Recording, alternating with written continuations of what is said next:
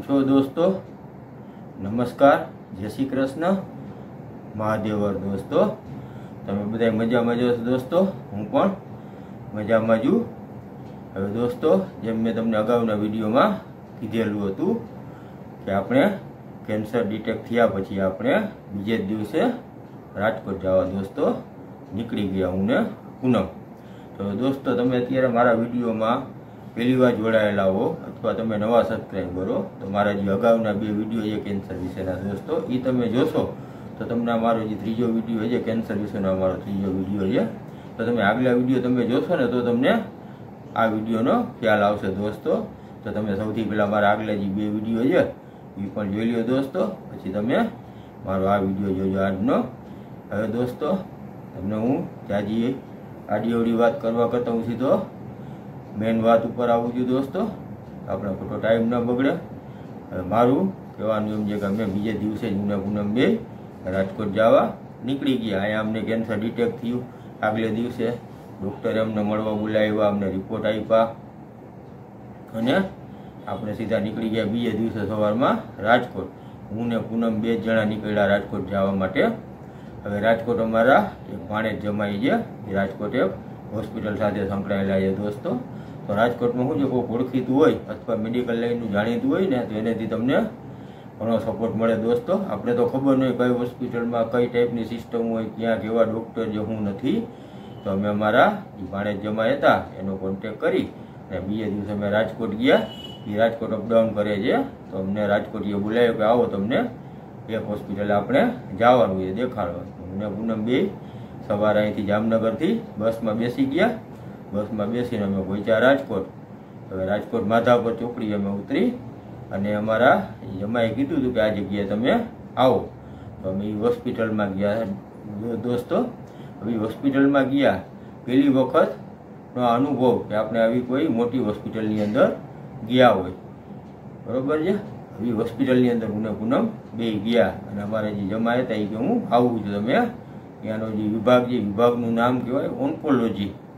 Oncology પહેલી વાર ખબર પડી કે કેન્સરને આ લોકો મેડિકલની ભાષામાં એને ઓન્કોલોજી કહે।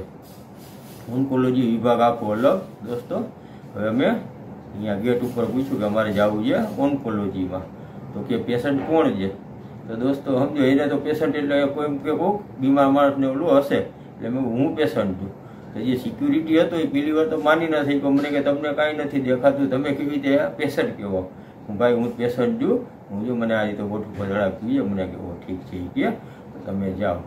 હવે दोस्तों સાંભળજો આગળની વાત। ત્યાંથી હું પૂનમ વિભાગમાં ગયા, આખો ઓન્કોલોજી વિભાગ અલગ જ આખો એરિયો હતો એક, એની અંદર અમે ગયા दोस्तों। હવે અમે અહીંયા ઉતર્યા, ગ્રાઉન્ડ ફ્લોરમાં હતી જગ્યા। હવે અહીંયા અમે ઉતર્યા અને અહીંયાનું જે દ્રશ્ય જોયું છે दोस्तों, એક આખો કેન્સરનો અલગ વિભાગ હતો। હવે અહીંયાની મેં જે ઓપીડી જોઈ ને दोस्तों વિચાર આવે કે આપણે જીજી હોસ્પિટલ છે ને, જીજી હોસ્પિટલમાં તાવ તાટ શરદી ઉધરસની કેવી ઓપીડી હોય दोस्तों, એવી ઓપીડી કેન્સરના વોર્ડમાં મેં મારી જિંદગીમાં પહેલી વાર જોઈ કે કેન્સરના આટલા બધા પેશન્ટ આપણા જામનગર ગુજરાતમાં કે સૌરાષ્ટ્રમાં થાય છે दोस्तों। તમારી આંખું પડી થઈ જાય, તમે ખાલી એકવાર મને કહેજો, હું તમને જગ્યાનું નામ દઈશ ને તમે એકવાર એ જગ્યાએ ખાલી ચોક્કર મારવા જાજો। જો તમે પાન મસાલા ખાતા હશો તો હું તમને ચેલેન્જ દઉં છું, તમે તેથી જ તમે પાન મસાલા મૂકી દેશો दोस्तों।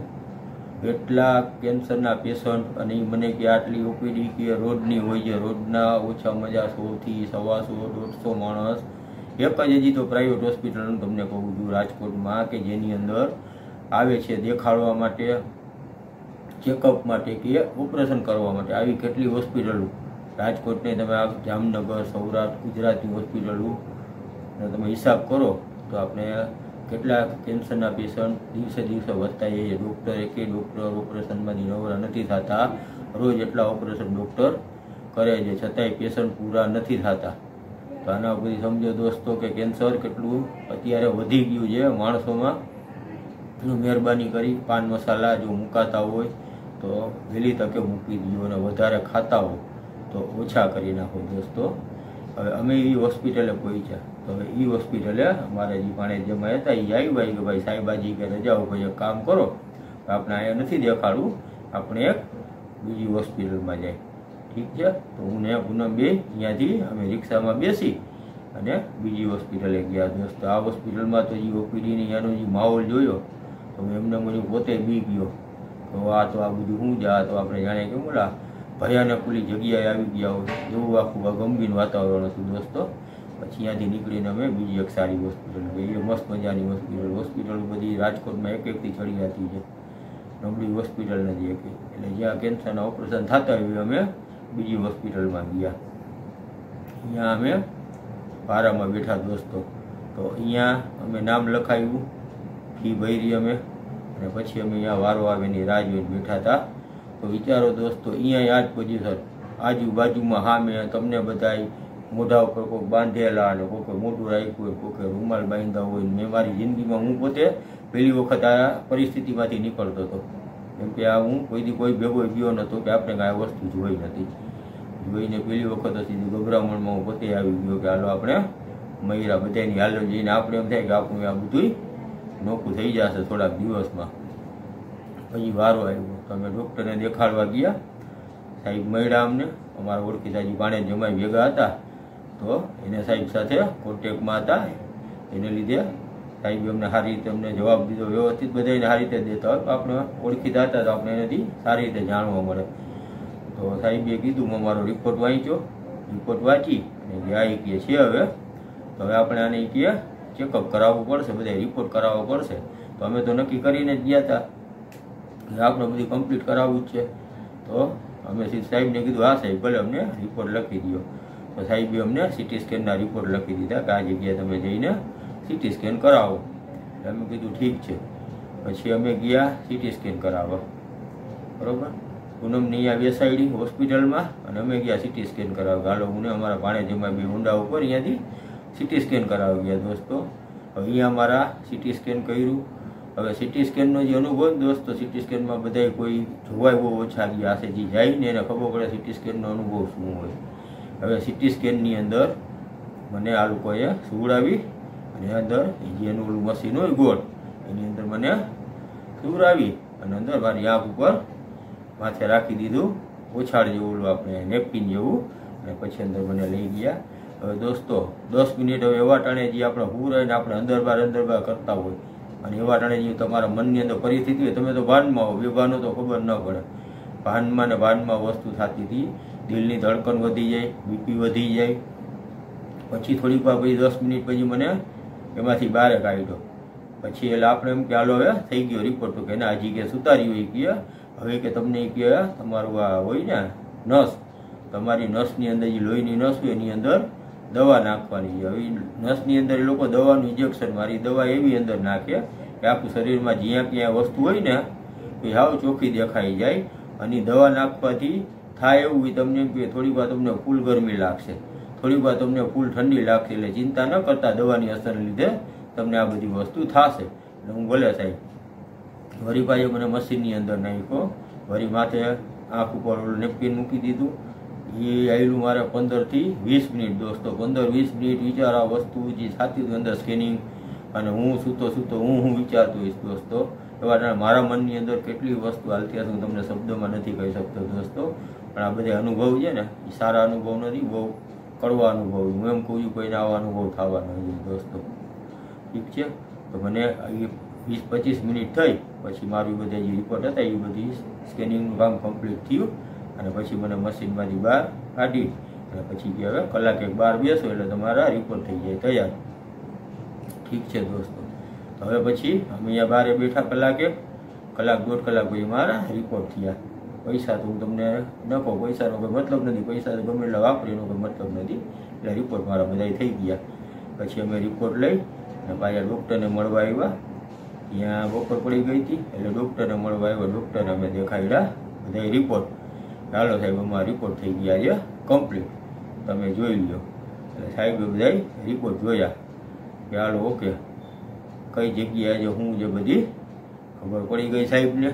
અને જામનગર તો આપણે ખાલી ખબર પડી હતી કે આપણે કેન્સર છે, પણ કેન્સર કેટલું જે કયા સ્ટેજમાં જે કેટલું વધી ગયેલું છે એ બધું આજે આપણે રિપોર્ટ કરાવી એના ઉપરથી આપણે ખબર પડે. અને જ્યાં રિપોર્ટ કરાવ્યા ને એ લોકોએ મારી હિસ્ટ્રી પૂછી. હિસ્ટ્રી એટલે કે તમે કેટલા વર્ષથી મસાલા ખાવ છો, કેટલા મસાલા ખાવ છો, દિવસમાં કેટલી વખત ખાવ છો, તમે બીજો કાંઈ નશો કરો છો કે નહીં, તમે ડ્રિંક લ્યો છો કે નહીં, આ બધી વસ્તુનું એ લોકો આખી આપણી હિસ્ટ્રી જાણે અને પછી એના ઉપરથી લોકો જોવે કે આને આ કેટલા વર્ષ કેટલી માત્રામાં આ બધું સેવન કર્યું છે અને એના ઉપરથી એના વસ્તુ થઈ છે, કેન્સર એને થયું છે. એ લોકો પોતે પણ એના જાણવા માટે કે એ લોકોને હિસ્ટ્રીથી ખબર પડે કે કેન્સર થવાનું કારણ શું છે. આ રીતની સિસ્ટમ હતી દોસ્તો. તો હવે મને અહીંયા રિપોર્ટ દેખાડ્યા કે આ કે તમને કેન્સર છે એ કે આ જગ્યાએ છે અને પહેલા સ્ટેજમાં છે દોસ્તો. મને સાહેબે કીધું કે તમને હજી શરૂઆતી સ્ટેજમાં છે. એટલે મેં કીધું સાહેબ શરૂઆતી સ્ટેજમાં છે, તો હવે આપણે ઓપરેશન વગર આપણે થઈ શકે કે ઓપરેશન કર્યા વગર કે આપણે શેક દઈને કે લેસરથી આપણે કરી શકીએ એવું કાંઈ સિસ્ટમ ખરી? તો કે ના, કે આપણે સર્જરી તો કરવી જ પડશે, સર્જરી કર્યા વગર નહીં થાય. ઠીક છે દોસ્તો. હવે વાત આવી પૈસાની. કેન્સર છે બરાબર, આપણે બધા રિપોર્ટ કરાવ્યા, રિપોર્ટમાં બધું થઈ ગયું કે આ કેન્સર છે જ. હવે આપણે આગળ ઓપરેશન માટે આપણે શું સિસ્ટમ કરવી, પૈસાની શું જરૂર પડે, કેટલા પૈસા જ હોય, પૈસા વગર કેવી રીતે થાય, એના માટે આપણે શું માનસિક તૈયારી કરવી પડે, કેટલા દિવસ રોકાણનું આપણે બધી તૈયારી કરવી પડે, બરાબર છે. તો હવે આ રીતની સિસ્ટમ બધી સાહેબને આપણે પૂછી. તો સાહેબ કીએ 1.5 લાખ રૂપિયા જેવું થશે, 1,50,000 ઓપરેશનના. અને તમારી પાસે આયુષ્માન કાર્ડ હોય દોસ્તો તો સાવ ફ્રીમાં થશે. આપણે લોકોએ 2 વિકલ્પ આપ્યા, 2 ઓપ્શન આપ્યા કે તમે રોકડેથી કરાવી શકો છો અને આયુષ્માન કાર્ડથી પણ કરાવી શકો છો. 2 રીતે અહીં ઓપરેશન થાય છે. હવે દોસ્તો સમજી લેજો, આપણે કાંઈ રૂપિયાવાળા નથી, આપણે મધ્યમ વર્ગના માણસ છીએ. 1.5 લાખ રૂપિયો આપણી પાસે રોકડો ન નીકળે એના માટે આપણે કાઢી શકીએ, પણ આપણે એના માટે ઓછી ઉધારા કરવા પડે અથવા ભાઈબંધ દોસ્તાર પાસેથી કે સગા સંબંધી પાસેથી પૈસા તો આપણે મળી જાય. સમજો, આપણે પૈસા પાસે ચૂકવવા તો ખરી ને. તો આપણે કીધું કે અત્યારે મોદી સાહેબ આવી સરસ યોજના હલાવે છે બરાબર, અને એમાં આપણું શક્ય છે તો આપણે એમાં શું કામ ન કરાવી દોસ્તો. તો હવે આપણે તૈયારી ચાલુ કરી આયુષ્માન કાર્ડની, જેને મા કાર્ડ કહેવાય PMJAYમાં. તો એ લોકોએ આપણે એમ કીધું કે તમારે કાર્ડમાં કરાવવું હોય તો આપણે અહીંયા જ એની એક અલગ ઓફિસ રાખેલી છે PMJAYની. તમે અહીંયા જઈ અને તમે આ રિપોર્ટ દેખાડો, તમને ચિઠ્ઠી કરી દઉં, દેખાડો એટલે તમારા કાર્ડની વિગત એ લોકો નાખી લેશે. આપણી પાસે આયુષ્માન કાર્ડ હતું નહીં, આપણે આયુષ્માન કાર્ડ કઢાવવાનું હતું. ઠીક છે.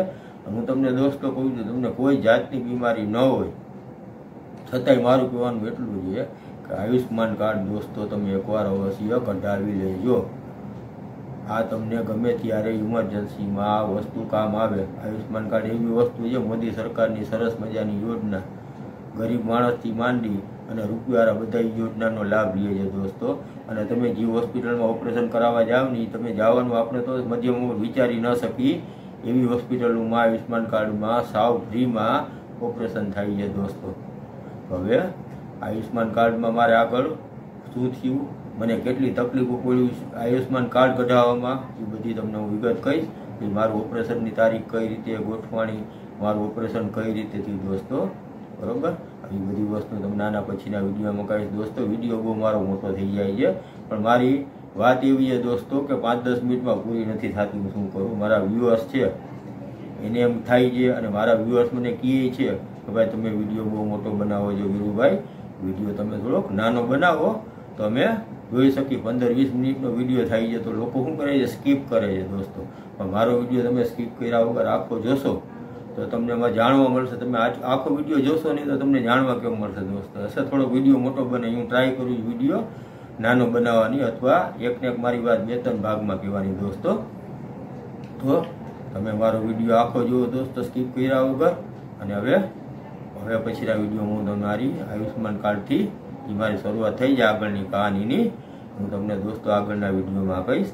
હવે તમને મારો વિડીયો ગમે છે, તમે મારો વિડીયો જોવો છો, મને વ્યુઅર્સ મળે છે દોસ્તો, તમે લોકો સબસ્ક્રાઈબ નથી કરતા, લાઈક નથી કરતા, તમે લાઈક કરો દોસ્તો, સબસ્ક્રાઈબ કરો, અને તમને કાંઈ મારા વિડીયોમાં કાંઈ ભૂલભાલ લાગી હોય તો તમે મને કોમેન્ટ કરી શકો, તો મને ખબર પડે કે મારા વિડીયોમાં મારી શું ભૂલ થાય છે અને મારે કઈ રીતે આગળ વિડીયો બનાવવો છે દોસ્તો. તો હવે આજની વાત મેં મારી પૂરી કરવી છે દોસ્તો. જય શ્રી કૃષ્ણ, મહાદેવર. બરાબર છે દોસ્તો. તો હવે આપણે બીજા વિડીયોમાં પાછા મળીશું. હું તમને મારી આગળની કહાની પાછી ચાલુ રાખીશ દોસ્તો. મારો વિડીયો સ્કીપ કર્યા વગર સાંભળજો. થેન્ક યુ દોસ્તો.